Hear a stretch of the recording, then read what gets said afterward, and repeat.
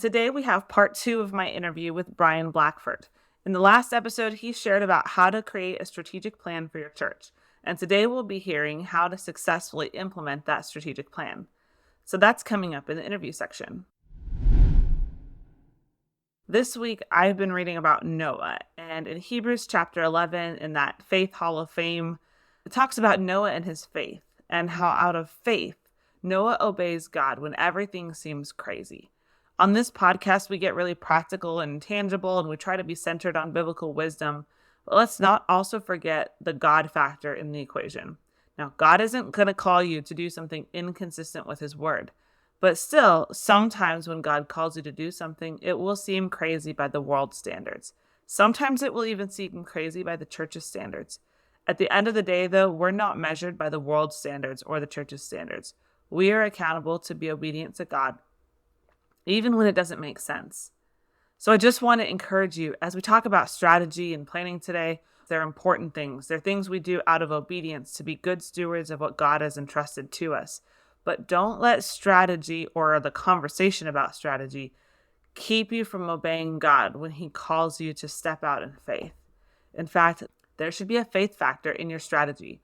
Leaning into God's call on your church, on your family, on your personal life should be a stretch. Walking in obedience will often be a stretch. Is God calling you to step out in faith? Lean in, stretch, grow your faith by praying with your feet, stepping out and doing the tough things God calls you to. As Hebrews says, without faith, it is impossible to please God.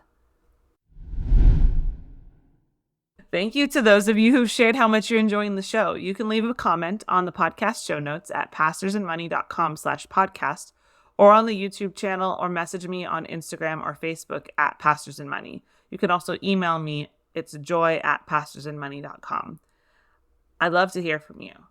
And if you'd like to support the show, come join my community at patreon.com/pastorsandmoney. If you join the community, you get access to my monthly Q&A where I answer questions about personal finance, church finance, and more. The Patreon is a monthly subscription for $5 a month, and it goes to help cover the cost of producing this podcast and getting this content to the pastors and leaders who will benefit from it. So if you feel you're getting value from the show and you want more, come join us at patreon.com/pastorsandmoney. Now let's get back into our conversation with Bryan Blackford. In the last episode, we explored the foundations of strategic planning for churches with our guest, Bryan Blackford. Bryan is an experienced consultant who specializes in helping ministries with strategic planning, governance, and generosity, drawing from his background as a Christian school principal and executive director of a large church. We discussed what strategic planning means in a church context and why it's crucial for long-term success. Bryan shared insights on aligning strategic plans with your church's mission, vision, and values, and provided examples of churches that have implemented strategic planning effectively. We also delved into the important role that finances play in the strategic planning process and how a solid plan can positively impact your church's financial health. Lastly, we touched on the delicate balance between pursuing your spiritual mission and addressing practical financial considerations. Today, we're going to build on those foundational concepts and dive into the practical aspects of implementing and maintaining your church's strategic plan. Bryan is back with us to share his expertise on turning your vision into reality. So, what are some of the common financial pitfalls that churches need to avoid when they're actually implementing that strategic plan? Yeah. So again, just with the philosophy of vision inspiring people to give, some of the just common mistakes or pitfalls that churches make is not communicating their strategic plan enough, not keeping them informed about the plan, the process used to make that plan, and progress along the way. Strategic planning is not a set it and forget it type process. It's not a one-time thing where you print some papers, three-hole punch them, put them in a binder, stick the binder on a shelf, and have that binder gather dust for the next couple of years. It should be an ongoing process, not just achieving the goals that you set forth in the strategic plan, but also encouraging generosity in people, keeping that plan in front of them, telling stories of success, showing how life change has happened. I don't know if it's a financial pitfall, but a pitfall that a lot of churches experience on the front end when developing a strategic plan and while implementing it, again, goes back into the not involving a diverse group of people in the planning process in the first place. Usually there's a person or two, whether it's the senior pastor or involved board members who kind of take the reins and lead the process. Usually it's one of those people who are the first to reach out to me and say, hey, we're interested in doing this process. Can you help? That's fine. You'll always have a person or a small group of people who just really thrive and already know the value of this. And that's fine to have them out front coordinating the logistics and things like that, but not involving a diverse group of people, for lack of a better term, the influential people in your Right. ministry, the people who, because of the time that they give, the talent they give, the treasure that they give, are going to determine the success of the plan in the end. Not involving them up front is a real serious pitfall to any planning process and any financial implications that would come at the end of that process while you're implementing it as well. Right, because you're gonna, on the one hand, you're gonna want their actual input. They may have insight that they can provide, but on the other hand, you're also gonna want them to have ownership of it so that they champion this when it gets out to your congregation or to your organization. Yeah, And a if they strong, feel like they're on the outside, that's not gonna happen. yeah, in this process, you'll need two things from your influential leaders. At the front end, you'll need their input, and on the back end, you'll need their buy-in. And you accomplish those essentially with the same, with the By involving them in the process, by valuing their input, by valuing their opinion on issues that are discussed during the strategic planning process, and then asking them to be a part of the implementation. You know, when you set goals, when you set an action plan, a good action plan has the what are we going to do, when's it going to be done by, and who's going to do it. Mhm. When I lead this process, there's never a shortage of what are we going to do and when are we going to do it by. There's usually a shortage of who's actually going to do it. So you're going to count on those influential leaders, not just for their talent and their treasure, but to be Mhm. part of the groundwork of implementing this plan once the plan is set in place. Right. So if we think about, okay, we've got our mission and vision, we've put together this strategic plan, we've gotten some of those key leaders really involved from the beginning. How do we turn around and get that communicated to the congregation or to the organization? Yeah, so effectively communicating anything, including a big strategic plan, involves clear, consistent messaging through every channel that you have available, whether it be your sermon message on a Sunday from the stage, your newsletters, your social media, town hall meetings, whatever channels you have, use them. I call this the every Sunday, every newsletter approach. Every Sunday from the stage and every communication that you send out needs, at the very least, to reference your vision or the goals that you have in place because of that vision. And in reality, as ministry leaders communicating this, it can get a little old. We can get a little tired of it. I don't believe that our people sitting in the pews or in our chairs get tired of it. Most of them aren't there every week attending. So they Right. might only hear it once or twice a month. Now, it is important for a leader to be creative, to come up with 100 different ways to say the same thing. Right. But in communication, I think that's the number one mistake that ministry leaders make in communicating anything, including a vision and a strategic plan and finances, is we're just fearful that we're over communicating it. And I've never seen a ministry that is over communicated important goals or a strategic plan. We don't seem to shy away from this when it comes to a capital campaign for some reason. Like if we're conducting a capital campaign, I'm going to make up to raise $5 million for a new building. We're not shy about communicating how awesome that new building is going to be, aren't we? Because we want to raise the money to fund that building. But for some reason, when it's outside of brick and mortar type things, we tend to be fearful of over communicating things. And I just don't think that you can over communicate things in a ministry context, at least the important things. If you think about somebody learning a language, Yes. a kid learning to speak a language, they're hearing it day in and day out over and over and over again, all these different ways of saying things, and then they pick up a vocabulary. A lot of us have picked up the vocabulary of teachers that we've had, or Yes. organizations that you'll hear a few hundred Michael Hyatt quotes from me. And, we learn that by repetition. And, the people that are in our church, the ones that are there every week, are serving. So they're almost always doing something while you're giving that announcement anyways. And then, like you said, not everybody's going to be there every week. And we're really teaching them the language of our church. Right. So the people that are there every week, that are attending every week, that are serving, hearing the vision communicated over and over doesn't get old because it's almost a reaffirmation of why they're there and why they're Right. doing what they're doing.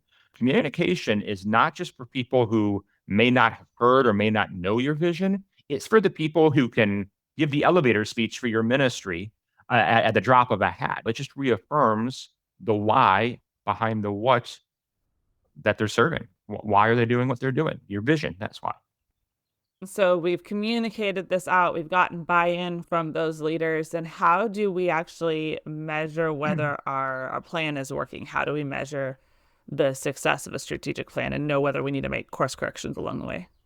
Yeah, I'd say when I work with different ministries, this is the most ministry specific part of a strategic plan is how to measure it because it's totally dependent on what goals we make together and the context of your ministry. So in most ministries, there's kind of the two default metrics, how many butts are in the seats on a Sunday and how many dollars are in the plate, right? Those are important. There's nothing wrong with keeping track of those, but you probably miss something if that's all you keep track of. So, what a good strategic plan does is it clearly delineates some important goals and priorities so you know what to measure in the first place, right? And then you get to the work of determining how you're going to measure it. A good example in a lot of the most strategic plans, the most recent plans that I've helped churches implement is most churches at some level have some sort of way of encouraging or teaching people to become better disciples for Christ, like a discipleship path or whatever your unique ministry calls it, and whatever steps there are along that journey. The steps along our journey here at our church are worship, serve, and join a small group, or whatever steps you have.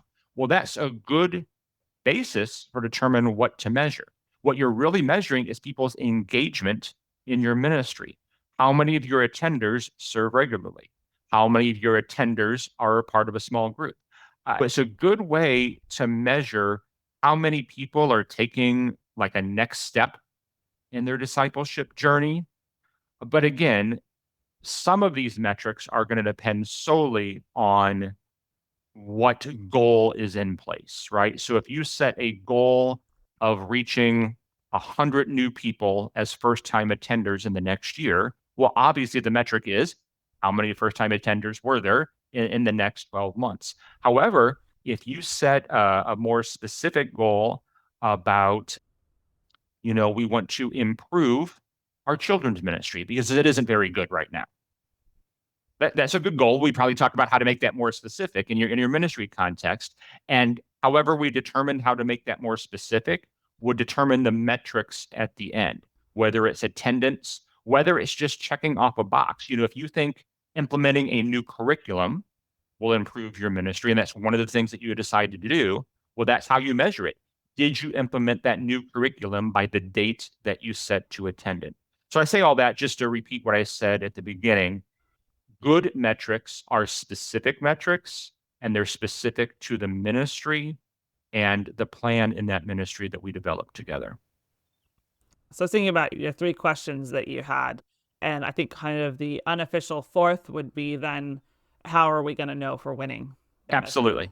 Yeah. In order to measure anything, you need to know what that anything is as just a basis of a good foundation of where to go.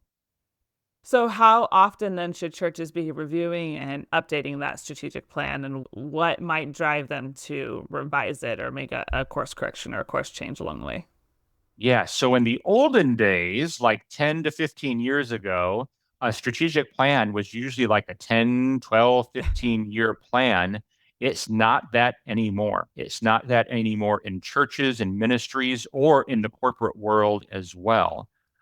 My advice is that you should re-engage in a strategic planning process at least every 3 years.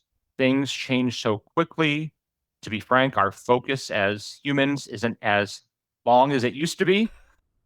And so, as a consequence, the need to reinvent and refocus is more important than ever, but there's also a need to do it more frequently. Now, I should note that when I say every 3 years, that actually means starting a process in year two. So it's ready to go. Your new process is ready to go at the end of year three. Strategic planning is almost an ongoing process. You're never totally done with it. You get some time in year one and in year two to really implement what you said you were going to do. But I remember one of the first questions you asked me was about long-term success. About halfway through that 3 year cycle, you're focusing on the horizon. You're focusing on, okay, it's been a year and a half. What does long-term success look for us like now moving forward? Kind of what's working now that we've had some time to implement, where do we need to make a course correction? Sometimes there is a need to scrap your plan and start over. That is just true because of a community change. Maybe there's a big controversy in your church. Maybe there's a moral failing that just derailed your ministry for a good 6 to 12 months, right? So things do change. Sometimes you just kind of have to wad up the paper that your strategic plan was written on and start the process again, which seems like a lot of work and energy, but your ministry's worth it. It really is. If our God is a God of fresh starts, sometimes our plans need to be fresh starts too, right? Absolutely. There's no limit to God's grace. So there should be no limit to our desire to constantly seek God's will for what our ministry is and what we should be doing here in the present day and location where we find ourselves. So, as we get close to wrapping up here, what advice would you give to pastors who are struggling to align the finances with the strategic plan and the vision, or they're just struggling in general to turn that vision into a strategic plan? They don't teach this in seminary. What would you suggest to them? Yeah, if you're a ministry leader and you find yourself facing the challenge that Joy just described, first of all, you're normal. You're like every other ministry leader around you. But my best piece of advice when all these things, we talked about a lot of terms today, mission, vision, values, goals, objective metrics, everything like that. If you can only do one thing, or if you can only start with one thing, start with the clearest articulation of your ministry's vision that you can possibly muster. That's the best place to start because everything else that we've talked about today, those goals, those objectives, those action plans, everything else flows from vision and your ability as the senior leader in your ministry to articulate and communicate that vision. So if you don't know where to start, if things are crazy around you, start with communicating your vision. And the second piece of advice, we've already talked about this, but going back to they didn't teach us this in seminary, don't go at this alone. Joy, I am not mechanically inclined. I don't know how to change the oil in my car. I'm ashamed to admit it. I would probably, if I would get under a car, could figure it out, maybe. There's also a good chance that when I started up the car, it would catch fire. So I don't go at it Or at a alone. minimum, make a really big mess. Absolutely. I don't change the oil alone. I have other people do it. I partner with other people to do it. So I think it's important for pastors, for other ministry leaders to get someone who knows planning, but also knows ministry to guide you through this process. One of the common pitfalls that I think pastors and leadership boards make is there's always someone in your ministry who says, I can do this. I can lead this process. I'm middle management at my corporate company. We do this all the time. I'll just take the template we use there and apply it to church. I've never once seen that work out well for a ministry. So it's important to partner with someone who knows planning, but also probably most of all has a heart and knows ministry. It's just so vital to everything that you've invested in your ministry that it ends up being worth it in the end. So, where can people connect with you online, learn more about the work that you're doing, and be a part of what you've got going on? Yeah, so the best place to kind of figure out who I am and what I do is my website, theministrygeek.com. The Ministry Geek is something that a pastor friend of mine called me one time, and the name just stuck. So I'm Bryan Blackford. I am the Ministry Geek. The Love it. most important thing that you can do on that website is just give me your name and email address and sign up for my weekly Ministry Geek newsletter. It's where I pour my heart and brain out and give my subscribers my best practical information about ministry leadership. Other than that, you can find me on the socials, on Instagram and whatever they're calling Twitter or X these days. You can just search for my name, Bryan Blackford. That's Bryan, Bryan. Awesome. And I'll have those links in the show notes as well. So thank you, Bryan, so much for your time today and speaking with us and just sharing, teaching us about something that we don't get taught elsewhere. I just really appreciate the wisdom that you've been able to bring to the table and the experience you've been able to bring to the table for our pastors and our leaders today. Yes, well, Joy, it has been a joy to talk with you. It's been a fun conversation, and certainly it's been about a topic that's very near and dear to my heart.